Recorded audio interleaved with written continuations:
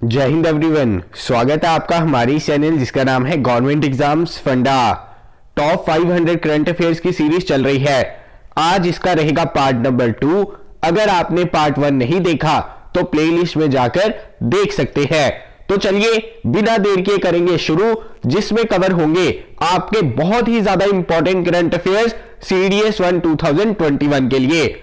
इसके अलावा आपको सीडीएस 1 2021 के लिए नोट्स चाहिए हो, मॉक टेस्ट चाहिए हो, करंट अफेयर्स या गाइडेंस चाहिए हो तो व्हाट्सएप कर सकते हैं हमारे इस नंबर पे। तो चलिए शुरू करते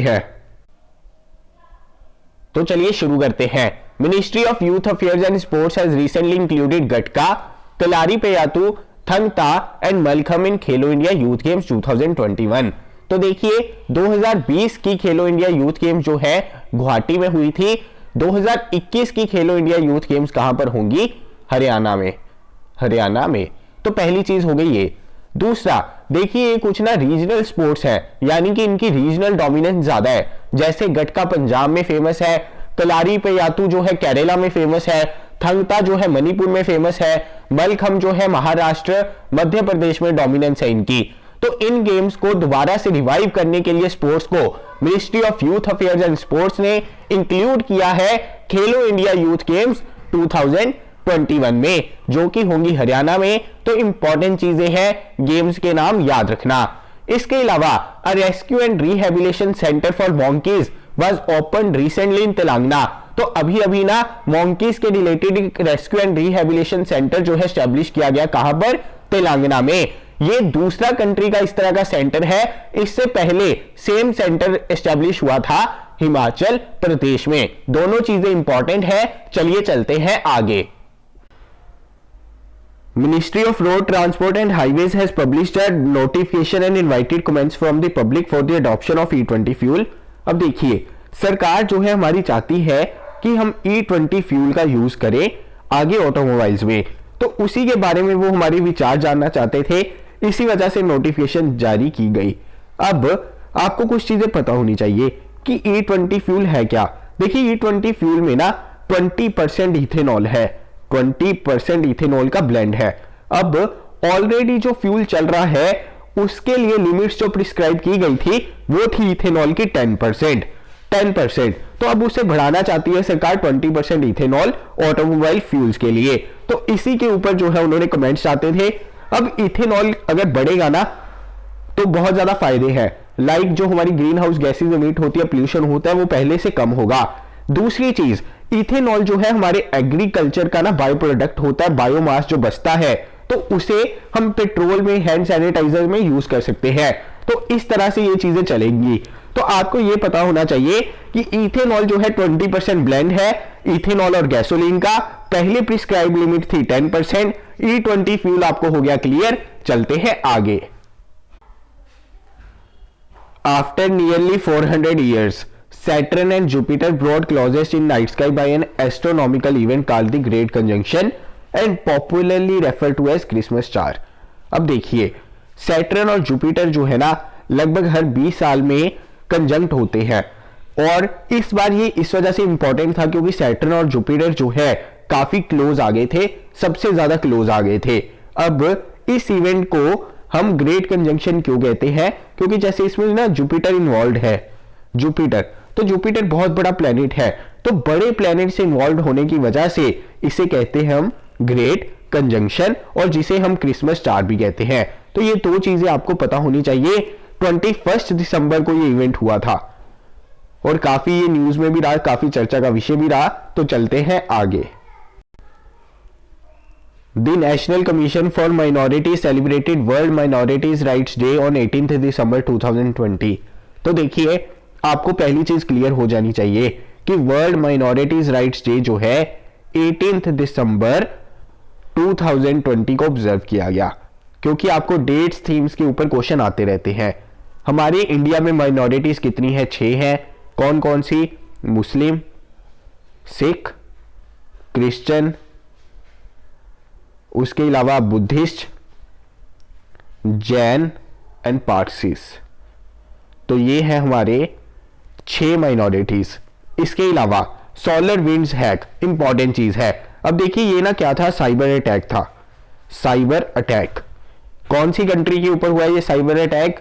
यूएस के ऊपर, यूनाइटेड स्टेट्स। तो उनकी गवर्नमेंट ऑफिशियल्स, वेबसाइट्स, उनका डाटा, इवन प्राइवेट कंपनीज के ऊपर ये साइबर अटैक किया गया। यूएस अभी तक इसके ऊपर जो है रशिया का नाम लगा रही है कि ये ग्लोबल साइबर अटैक था जो यूएस के खिलाफ किया गया, और रशिया का नाम इसमें सबसे ऊपर आ रहा है, रशिया का। तो आपको ये पता होना चाहिए कि अभी अभी जो SolarWinds हैक हुआ है, साइबर अटैक हुआ है, तो ये कौन सी कंट्री के ऊपर हुआ है? तो यूएस, यूनाइटेड स्टेट्स। तो चलिए चलते हैं आगे। आगे देखते हैं बोको हरम, बहुत ज्यादा इंपॉर्टेंट चीज है। देखिए ये क्या है? इस्लामिस्ट मिलिटेंट ग्रुप है, Islamist militant group, militant group. और ये कहां पर है? देखिए ये है नॉर्थ नाइजीरिया में, नाइजीरिया में, ठीक है, पहली चीज। अब ये थोड़ा सा एक्सपेंड भी कर गया, जो हमारी वेस्ट अफ्रीकन कंट्रीज है ना, जैसे इसके साथ साथ लगती है, जैसे चैड हो गया, कैमरून हो गया। तो देखिए बोको हरम का एक्चुअल में मतलब क्या है? बोको होता है, बोको हरम का मतलब होता है इंग्लिश में western education, western education is forbidden, western education is forbidden. Actual में इसका ये मतलब होता है। तो यानी कि ये ग्रुप जो स्टैब्लिश किया गया था मेनली इसी वजह से किया गया था कि वेस्टर्न एजुकेशन, वेस्टर्न पॉलिसीज को अडॉप्ट हम नहीं करेंगे। तो इसके रिलेटेड 2013 में यूएस ने इसे टेररिस्ट ग्रुप घोषित कर दिया था। मोहम्मद यूसुफ ने ये ग्रुप एस्टेब्लिश किया था 2002 में। 2009 में उनकी डेथ हो गई थी, जिसके बाद से पिछले 11 वर्षों से बहुत ज्यादा वायलेंट ग्रुप है ये। काफी स्कूल्स पर अटैक किए गए हैं, काफी लोगों की जाने गई है। तो आपको पता होना चाहिए, अभी भी बोको हरम जो है दोबारा से न्यूज में रहा, आपको जगह पता होनी चाहिए कि मेनली अफ्रीका में है, नाइजीरिया में है, उसके आसपास की कंट्रीज में भी थोड़ा बहुत डोमिनेंस है। वेस्टर्न एजुकेशन इज फॉरबिडन मतलब होता है बोको हरम का मिलिटेंट ग्रुप है। इन 3 चीजें अगर आपको पता है तो काफी है। आगे देखते हैं, ह्यूमन फ्रीडम इंडेक्स की रैंकिंग अभी अभी आई थी। तो आपको पता है ये वर्ल्ड वाइड रैंकिंग होती है किस पर based? Civil, economic and personal freedom के ऊपर। तो देखिए सबसे पहले आपको ये पता होना चाहिए कि ये रिलीज कौन से इंस्टीट्यूट ने किया। तो देखिए ये पब्लिश किया जाता है, अमेरिकन थिंक टैंक है कैटो इंस्टीट्यूट एक, और दूसरा है फ्रेसर इंस्टीट्यूट कनाडा का। इंपॉर्टेंट चीज है, स्टार मार्क कर लीजिए, आपको पता होना चाहिए। इसके अलावा एक और चीज मैं आपको बता दूं कि ह्यूमन फ्रीडम इंडेक्स में इंडिया का रैंक जो है 111 रहा है।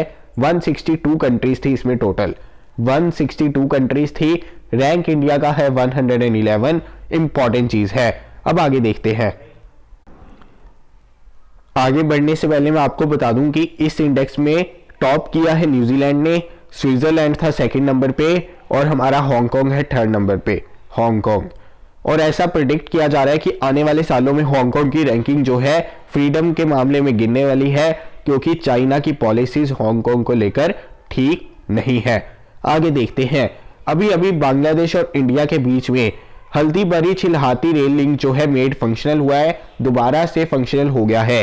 अब ये 5th रेल लिंक है इंडिया और बांग्लादेश के बीच में, और जो बाकी 4 रेल लिंक्स हैं वो भी मैंने आपको बता दिए हैं। तो इसके ऊपर क्वेश्चन पूछा जा सकता है। तो एक बार आपको आइडिया होना चाहिए कि कौन से 5 रेल लिंक्स जो है इस वक्त फंक्शनल है हमारे बांग्लादेश के साथ। तो ये इस चीज को नोट डाउन कर लेना, लिख लेना। आगे बढ़ते हैं, आगे देखते हैं। इसके अलावा ह्यूमन डेवलपमेंट इंडेक्स की भी रैंकिंग्स आई है। इंडिया का रैंक इसमें रहा है 131, slipping 2 places from the previous year. Last year से 2 प्लेसेस और नीचे चला गया इंडिया। लास्ट टाइम रैंक था इंडिया का 129, इस बार इंडिया का रैंक है 131। और ये लॉन्च कौन करता है, रिलीज कौन करता है? United Nation Development Programme. तो लोगों से भी आपको क्लियर हो जाना चाहिए ह्यूमन डेवलपमेंट इंडेक्स। और इसमें क्राइटेरिया क्या क्या है? 3 क्राइटेरिया होते हैं, long and healthy life, access to knowledge, a decent standard of living. तो ह्यूमन डेवलपमेंट इंडेक्स के पैरामीटर्स आपको पता होने चाहिए। इसके ऊपर भी क्वेश्चन यूपीएससी ने काफी बार पूछा है, दोबारा से पूछा जा सकता है। तो रैंकिंग्स आपको क्लियर हो गई। इसमें टॉप किसने किया है? नॉर्वे ने टॉप किया है, आइलैंड उसके बाद सेकंड पे, स्विट्जरलैंड थर्ड पे, हांगकांग फोर्थ पे और आइसलैंड है 5th पे। तो ये है हमारी कौन सी human development index. HDI, parameters हो गए क्लियर, लॉन्च कौन करता है, पब्लिश कौन करता है क्लियर, इंडिया का रैंक क्या है क्लियर, और बाकी कंट्रीज का रैंक कितना है क्लियर। तो चलिए चलते हैं आगे। तो चलिए सबसे पहले देखते हैं, ग्रीस समिट अभी अभी ना वर्चुअली कंडक्ट करवाई गई थी। तो देखिए ग्रीस समिट का इस बार थीम क्या था, पहले वो पता होना चाहिए। थीम क्या था? तो देखिए इस बार जो थीम था ग्रीस समिट का वो था रेजुविनेटिंग रेजिलिएंट हैबिटेट्स। तो ये था इस बार इसका थीम। अब देखिए इसकी फुल फॉर्म आपको पता होनी चाहिए। तो ग्री की फुल फॉर्म क्या होती है? Green rating for integrated habitat assessment. Important चीज है। अब मैं आपको एक और चीज क्लियर कर देता हूं। देखिए ग्री रेटिंग है क्या? देखिए जब भी हम कोई बिल्डिंग कंस्ट्रक्ट करते हैं तो उसके लिए आसपास के बहुत सारे रिसोर्सेज डिप्लीट करते हैं, बहुत सारा एनर्जी कंजम्पशन होता है। तो सस्टेनेबल डेवलपमेंट के लिए हमें पता होना चाहिए कि जब भी हम कोई बिल्डिंग कंस्ट्रक्ट करते हैं या ऑलरेडी कोई कंस्ट्रक्टेड बिल्डिंग है तो वो कितना नुकसान कर रही है पर्यावरण का, उसके अकॉर्डिंग रेटिंग दी जाएगी।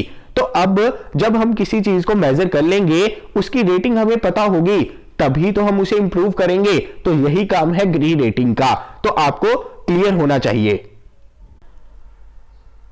अब आगे देखते हैं म्यूकोरमाइकोसिस क्या है। देखिए कोविड-19 के चलते देखा गया कि जिन भी बंदों को कोविड-19 हुआ है उनमें म्यूकोरमाइकोसिस अगर तो पहले से था तो उसकी प्रॉब्लम बहुत ज्यादा बढ़ गई है, या बहुत सारे लोगों का इम्यूनिटी लेवल कम होने की वजह से उन्हें म्यूकोरमाइकोसिस हो गया है। आपको बस इतना पता होना चाहिए कि म्यूकोरमाइकोसिस जो है क्या है, एक फंगल इन्फेक्शन है।